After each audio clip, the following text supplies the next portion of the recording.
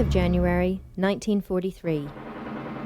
The German Sixth Army encircled at Stalingrad had been under constant attack for almost 2 months, and supplies were running short and casualties were mounting at an alarming rate. Soviet artillery was pounding the German positions without let-up, and the feared T-34 tanks were destroying the last of the German panzer. Despite guarantees by Hermann Goering, the Luftwaffe never came near enough to deliver sufficient supplies, and Hitler's order that the Sixth Army should be rescued by Field Marshal von Manstein's forces was doomed to fail. It must have been clear to General von Paulus even then that he faced either annihilation or surrender. The tide on the Eastern Front was turning. 14th of January 1943. Start of the Casablanca Conference. After the Allied successes in North Africa, the future strategy for the war had to be agreed between the Americans and the British. Roosevelt and Churchill and their staffs met in Casablanca on 14th of January 1943, where the Americans argued for an immediate cross-channel assault on Germany, whilst Churchill claimed that it would be preferable. Roosevelt went against his own military leaders and supported the British. It was, however, agreed that no further troops would be put into the Mediterranean theater, and that all additional personnel should be assembled in England for a 1944 invasion of France.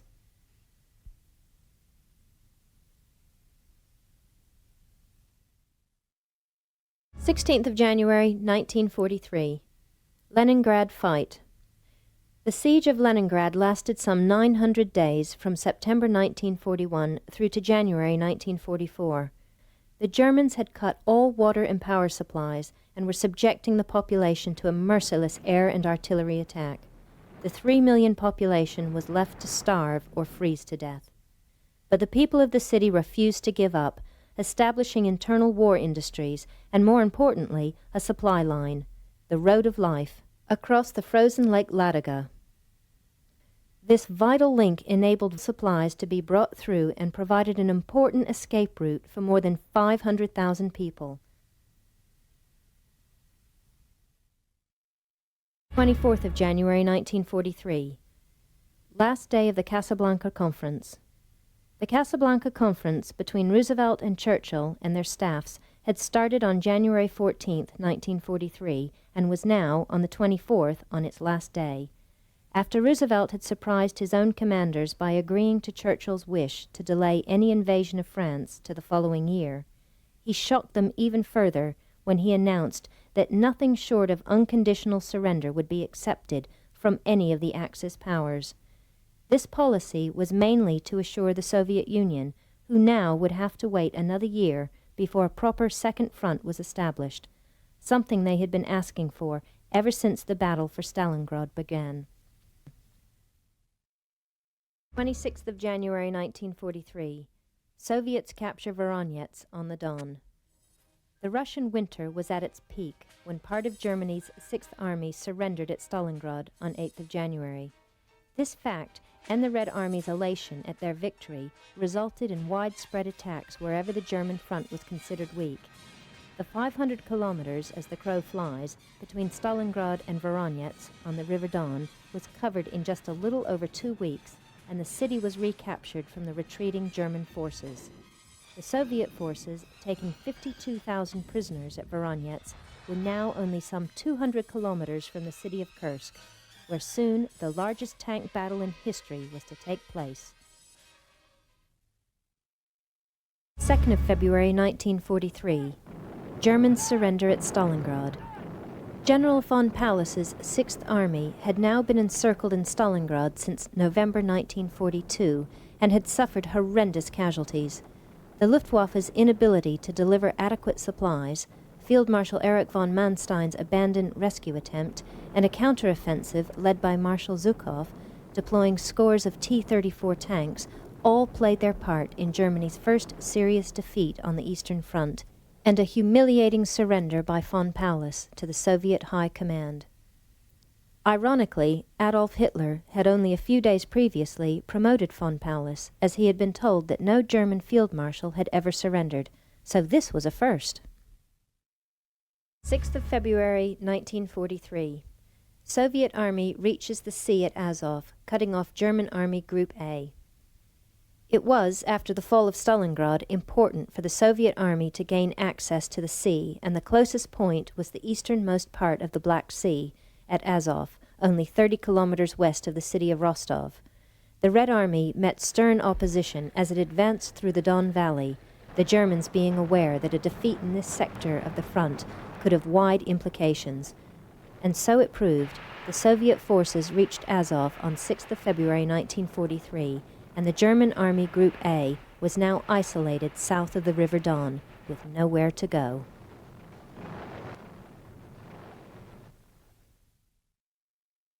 February 1943, U.S. forces secure Guadalcanal.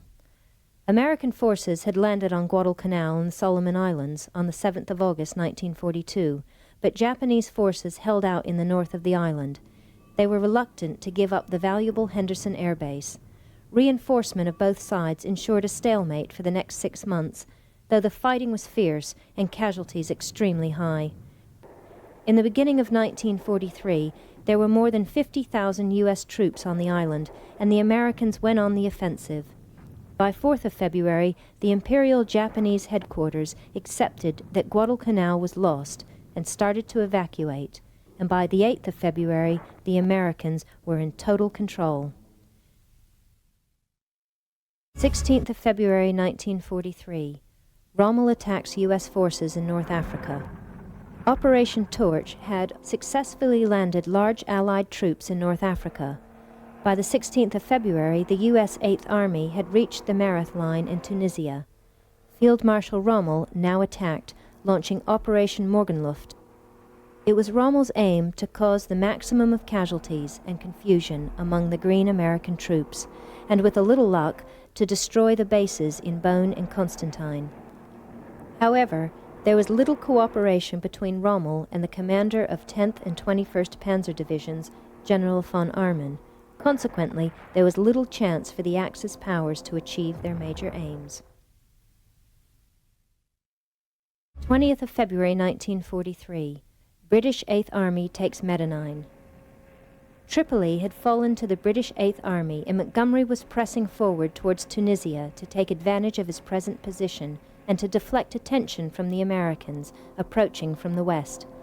The next obstacle for the Allies was the town of Medellin, some 300 kilometers west of Tripoli. The German panzers were forced to withdraw on the 20th of February 1943, and the British could secure the town.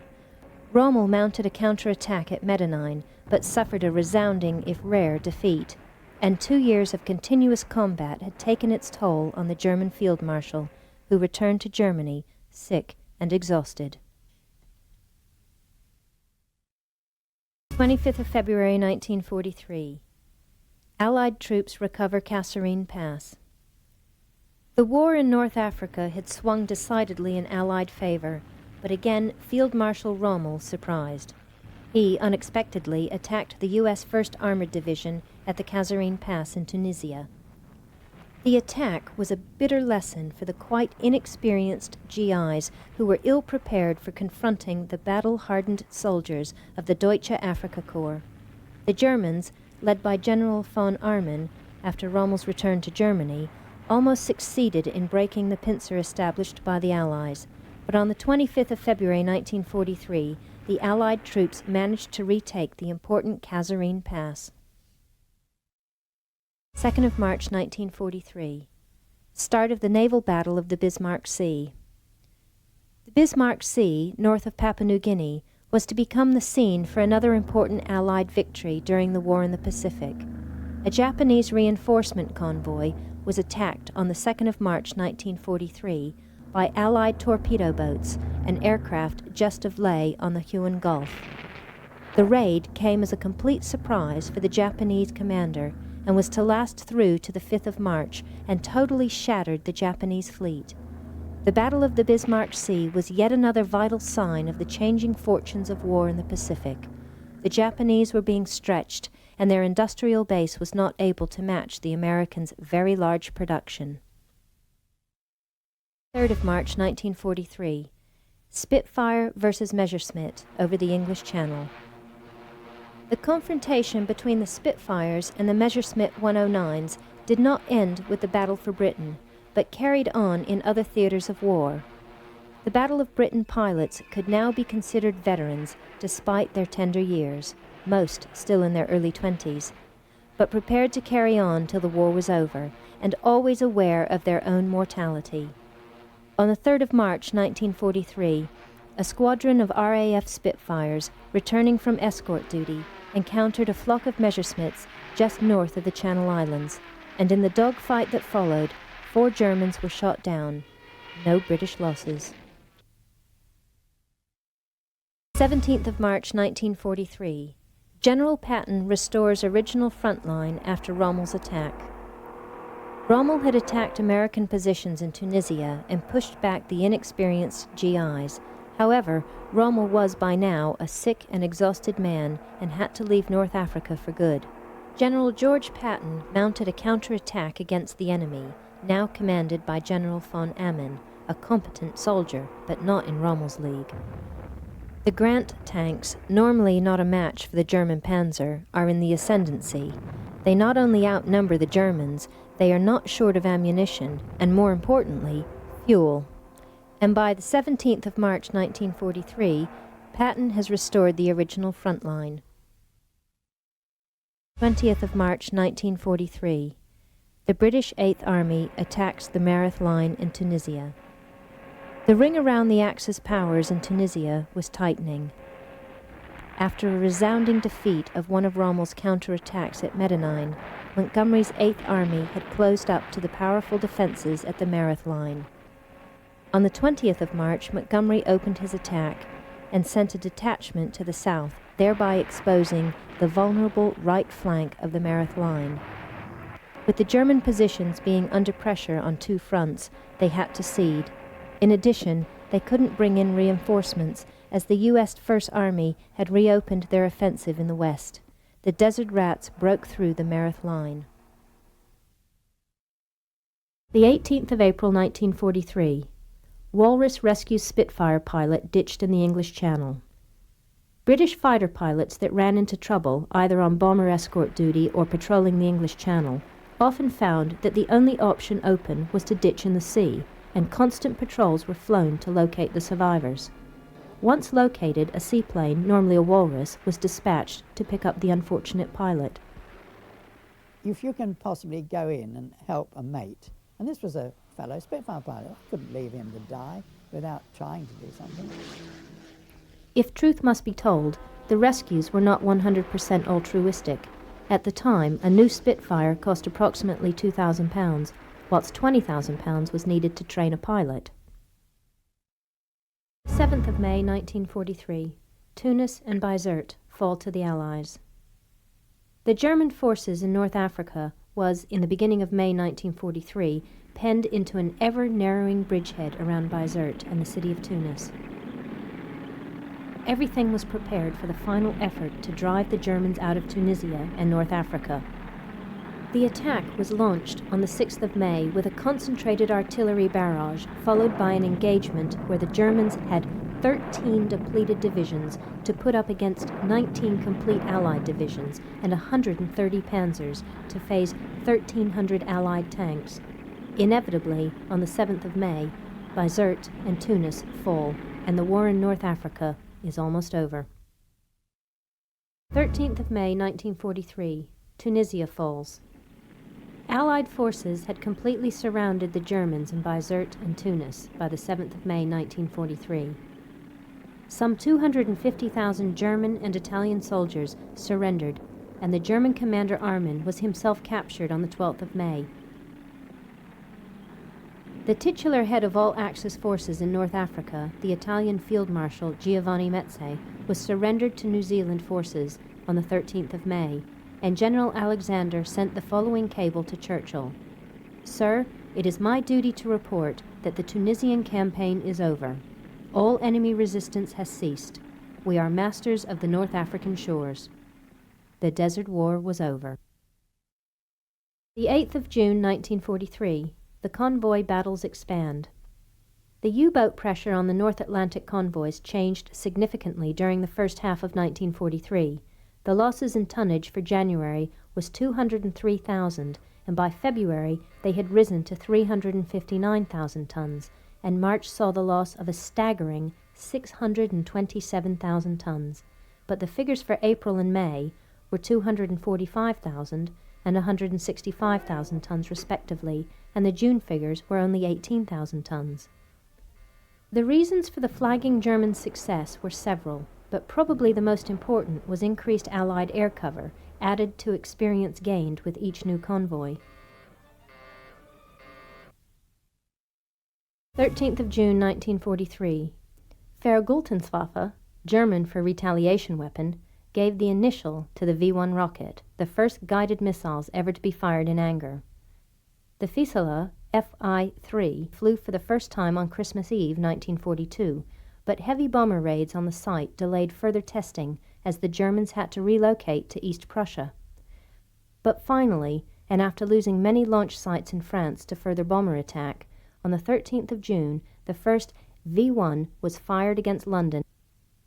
Within a fortnight, more than 2,000 V-1s had been launched, of which the majority reached England. Fortunately for England, not all reached their target, as fighters and anti-aircraft guns were able to destroy many in flight. The 5th of July 1943, start of the Battle of Kursk. The Battle of Kursk, the biggest land battle in history, started on the 5th of July 1943. The Red Army's fast drive west had created a salient around the city of Kursk, and the German High Command decided to attack from both the north and the south. The battle involved more than 2 million men, 3,000 tanks, 18,000 guns, and more than 5,000 aircraft, and had the personal attention of Adolf Hitler, who stated, "Victory at Kursk will be a beacon for the whole world." But the plans were known to the Russians, who took an early initiative, and the Germans never fully recovered. 6th of July 1943. B-17s operational in the Pacific. The B-17 had been deployed in anger in the Pacific for the first time during the Battle of the Midway, and had been largely successful in bomb runs against the Japanese fleet. The Flying Fortress had been developed in the 30s and had proven to be the most efficient bomber in the Allied arsenal. By the middle of 1943, the latest version was employed both in Europe and the Pacific theater and was, so far, the best armed, with 11.5 caliber machine guns, and carried more than 17,000 pounds of bombs, and benefited from an impressive 5,500 kilometer range. Others followed, but the B-17 was the benchmark all bombers had to be measured against. 8th of July 1943. Germans encounter problems at the Orel salient. The Battle of Kursk, not only the biggest land battle in history, but also the biggest tank confrontation, had been launched on the 5th of July 1943. The main reason that the Germans ran into problems, as they did at the Orel salient on the 8th of July 1943, was the fact that their plans were known to the Red Army. This had largely been the work of Rudolf Rossler and his colleagues of what became known as the Lucy Ring in Switzerland. They had been supplying Moscow with accurate German military intelligence for months and were now implicitly believed. So with the Red Army High Command being able to act on known German strategies, it was hardly surprising that the battle would swing in their favor. 10th of July 1943, invasion of Sicily. During the morning of 9th of July 1943, an invasion fleet steamed past Malta heading for Sicily, carrying the U.S. 7th Army and the British veteran 8th Army. It was, after the victories in Tunisia, important to establish a second front in Europe, to ease the pressure on the Soviet Union on the Eastern Front. The Americans had preferred a cross-channel invasion, but the British thought that an invasion of Sicily was a better option at the time. The invasion started on the 10th of July. The Americans landed at Gela on the south coast, whilst the British went ashore further to the east. The first landing of Allied troops in Europe had been successfully accomplished. 13th of July 1943, Soviet counteroffensive during the Battle of Kursk. Operation Citadel, the German offensive aiming to push the Red Army out of the Orel salient, had been a disaster almost from the word go. On the 13th of July, 1943, the Red Army launched its planned huge counteroffensive, and the Russians were unstoppable. By the 23rd of July, the Germans were all pushed back out of the salient.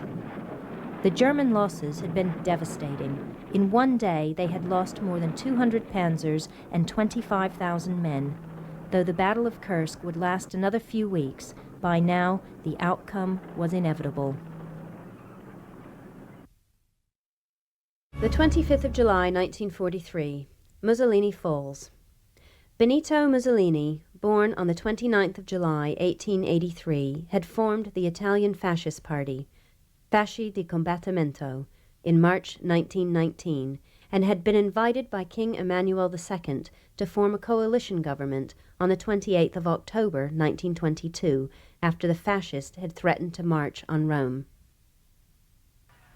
Il Duce, as Mussolini was popularly known, took Italy into the Second World War in June 1940, but the country was ill-prepared and suffered a string of military defeats which resulted in Mussolini being dismissed by the king on the 25th of July 1943.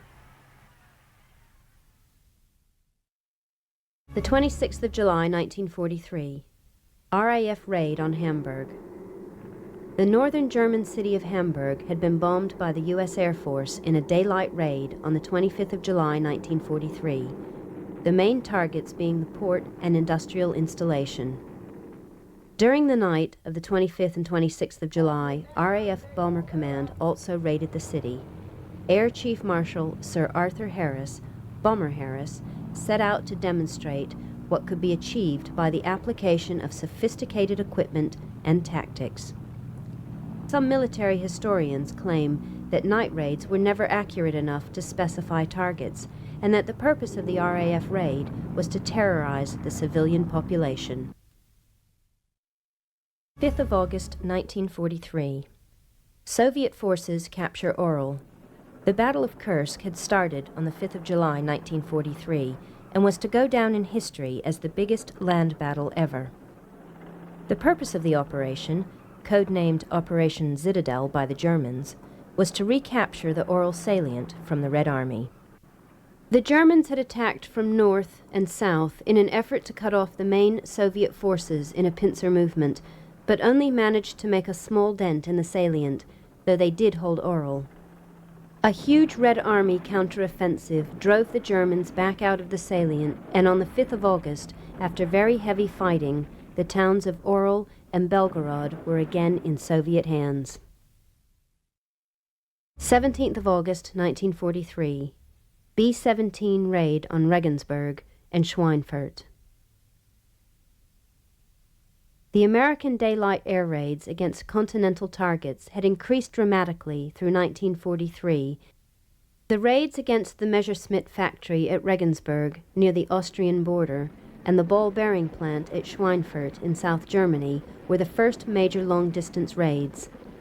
The two raiding groups were supposed to leave within 10 minutes of each other, but the Schweinfurt bombers were delayed by more than 3 hours due to fog, and as no fighter cover was available because of the distance, the raids suffered heavily in the hands of the Luftwaffe, losing 59 of the 200 B-17s taking part. 22nd of August, 1943. End of Battle of Kursk. The Battle of Kursk had started on the 5th of July, 1943, and would later be known as the biggest tank battle in history. The Germans had shortened the front in the Soviet Union, which gave them a surplus of almost 2 armies, and Hitler thought this was an ideal opportunity to perform one more grand encirclement. The Red Army, however, almost fought the Germans to a standstill, and Hitler then called off the operation because of the American and British landings on Sicily demanded transfer of forces to Italy.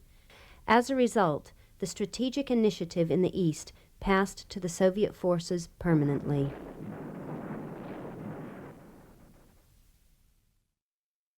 of August, 1943. Japanese evacuate New Georgia and other Solomon Islands. Japanese and Allied forces had fought fiercely over the strategically important Solomon Islands for most of the war, but now the Americans were slowly but surely gaining the upper hand. The decision by the Japanese to evacuate New Georgia and other islands in order to consolidate on Bougainville and New Britain was finally carried out on the 28th of August 1943. It was important for the Japanese to maintain a strong force here to prevent a two-pronged attack on the Philippines. In other words, forces moving through the Gilbert Islands in the east and from Australia in the south. 3rd of September 1943. Montgomery crosses the Strait of Messina.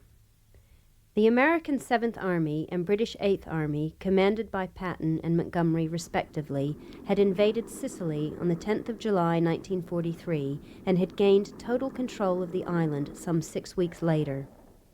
The Italians could see the writing on the wall, and Field Marshal Badoglio's newly formed government let it be known through diplomatic channels that they would like to negotiate, and on 3rd of September 1943 a short armistice was signed in an olive grove near Syracuse on Sicily. This was then an appropriate time for the British 8th Army to cross the Messina Strait to the toe of mainland Italy. 9th of September 1943. Allied forces land on mainland Italy at Salerno.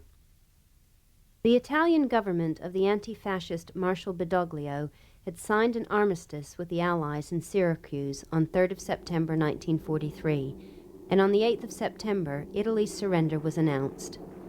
The Allies had indicated to the Badoglio government that they would make an early landing north of Rome, and that they would cooperate with Italian troops if they attacked nearby German units at the same time. Marshal Badoglio was then deeply surprised when the U.S. Fifth Army, commanded by Lieutenant General Mark Clark, stormed ashore in Salerno Bay, south of Naples, and nearly 250 kilometers short of Rome. 20th of September 1943. U.S. and British forces link up at Eboli. After the British 8th Army's crossing of the Strait of Messina, the American 5th Army's landing in Salerno Bay, and the British occupation of the port of Taranto, the plan was for these three forces to join up almost immediately. However, the German commander, Field Marshal Kesselring, had different ideas, and his brilliant and flexible defense blunted the Allied advances and all but stopped the progress up the Italian coast. The delay incurred was such that it wasn't until the 20th of September that British and American forces could finally join up near Eboli, and then only after intense fighting and heavy losses. 24th of September 1943. U.S. Fifth Army advances up through Italy. The U.S. Fifth Army, commanded by General Clark, began its general advance up through Italy on the 24th of September 1943. This campaign turned out to be a singular slug through bad terrain and mud and determined German opposition. At one point, 3 U.S. divisions plus an armored brigade were pinned down in a mountain pass by a mere 3 enemy battalions. Field Marshal Kesselring had also ordered the demolition of roads and bridges, further delaying the Americans, who had suffered some 5,000 casualties before reaching Naples, which incidentally turned out not to be defended. 25th of September 1943. Soviet Army liberates Smolensk. The Red Army's strength had increased massively since Operation Barbarossa in the summer of 1941.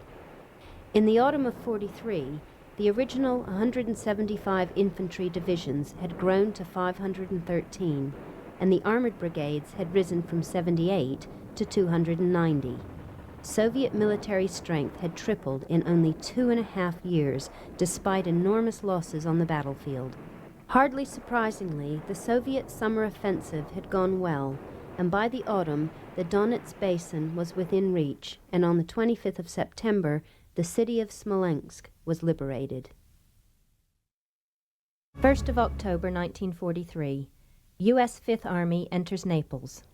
As the U.S. Fifth Army, commanded by General Clark, was fighting its way north, an American newspaper screamed in glaring headlines, "Naples today, Rome tomorrow." General Clark's forces had indeed made reasonably light of the German opposition, but nobody could claim that the Italian campaign was a walk in the park. Yes, the Germans had moved their main defense back some 20 miles, and when the Americans entered the city, they were largely unopposed. But reaching the strategically important Volturno River involved some fierce fighting. By the time the Allies had captured Naples, they had suffered heavy casualties, 7,000 British and 5,000 American, killed, lost, or wounded. The 9th of October 1943. Himmler visits concentration camp.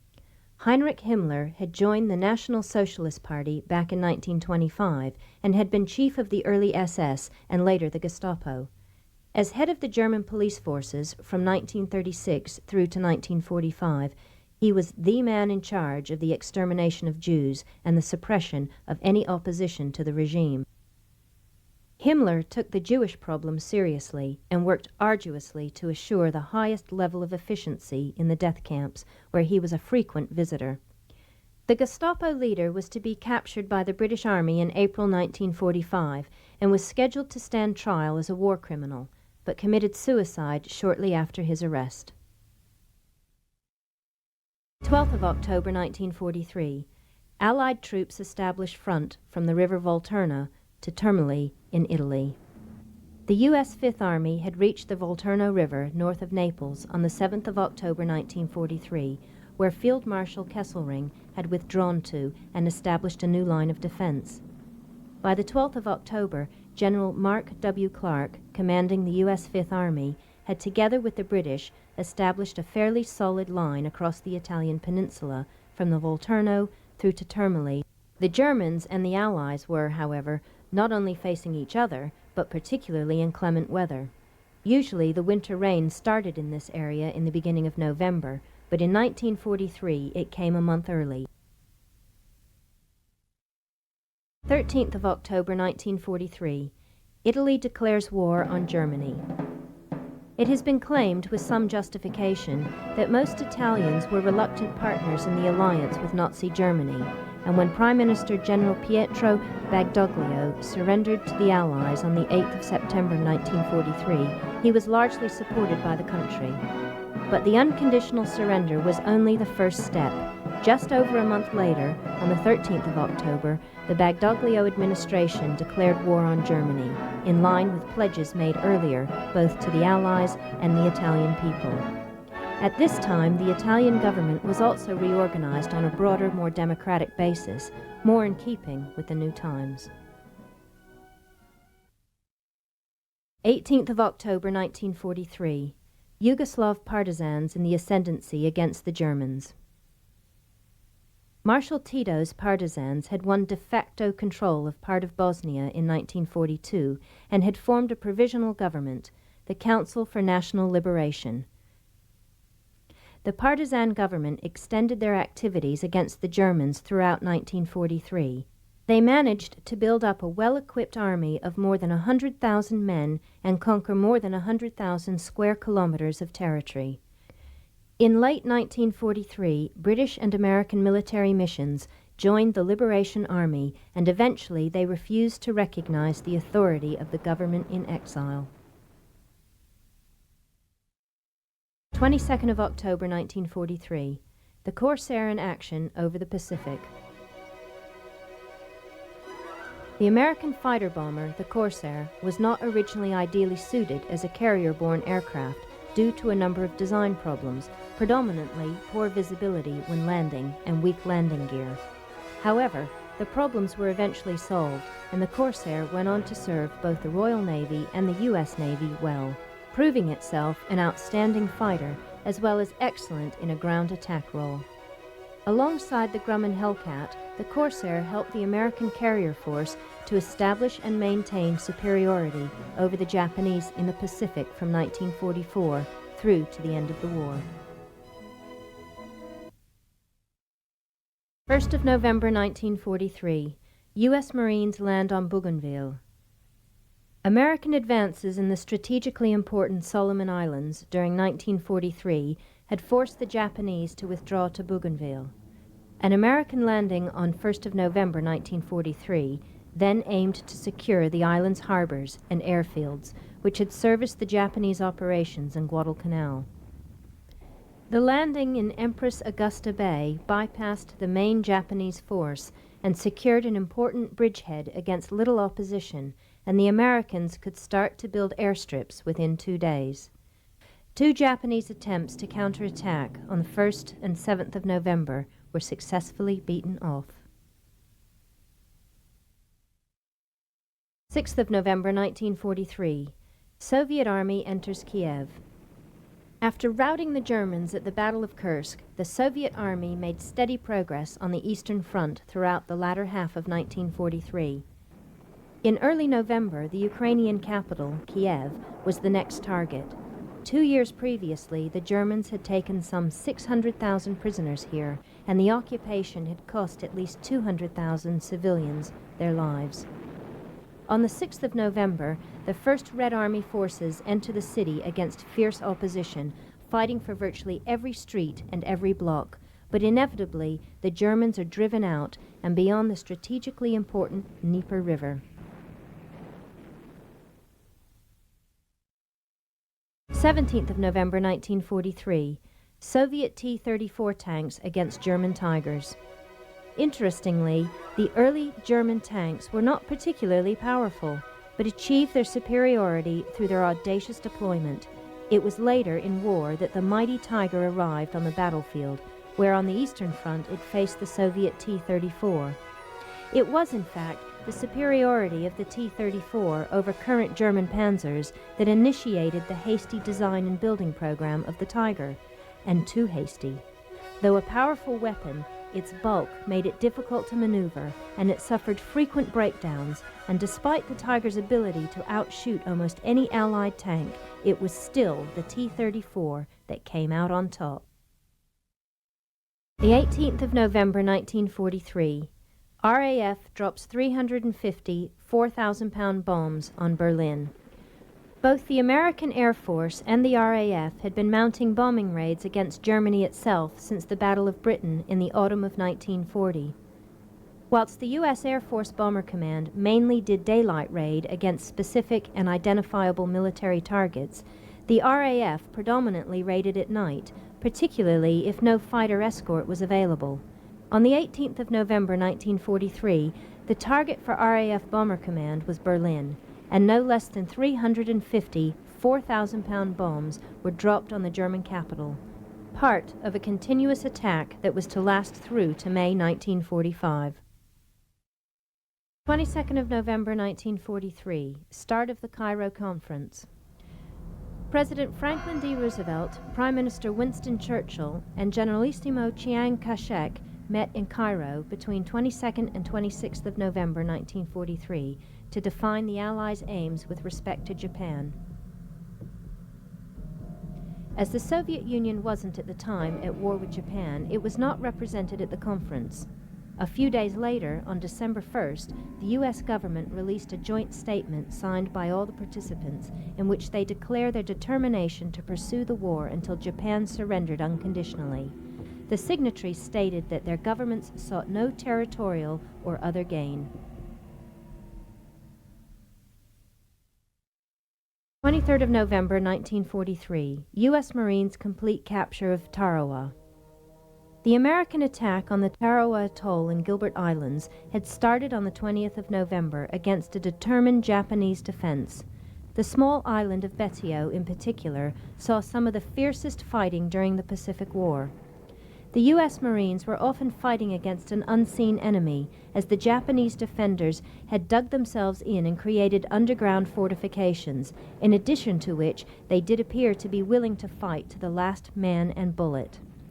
On the 22nd of November, the Japanese did mount a counterattack, but the island was declared secure by General Smith the following day.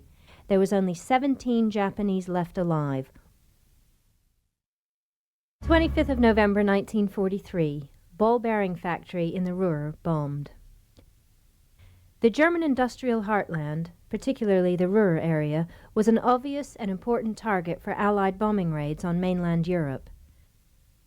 The U.S. Bomber Command, stationed in England, had mounted a series of daylight raids that impacted seriously on German production of vital war material.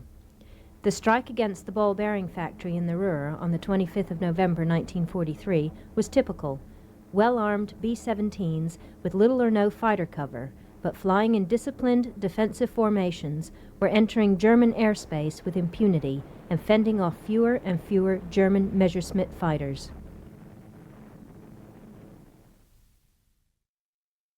3rd of December 1943. Soviet forces advance on a wide front. By the 3rd of December 1943, the Red Army had been in the ascendancy on the Eastern Front for more than a year and was able to advance on a wide and almost unbroken front. In addition to the harsh Russian winter, the Germans were now, for the first time, facing superior trained and commanded forces, as they themselves increasingly had to rely on reinforcement by raw and inexperienced recruits. The earlier battle at Kursk had stripped the Germans of not only men, but vital equipment, tanks, artillery, and aircraft. Though the Soviet Union had suffered similar losses, it did not appear to have any difficulties in producing replacements.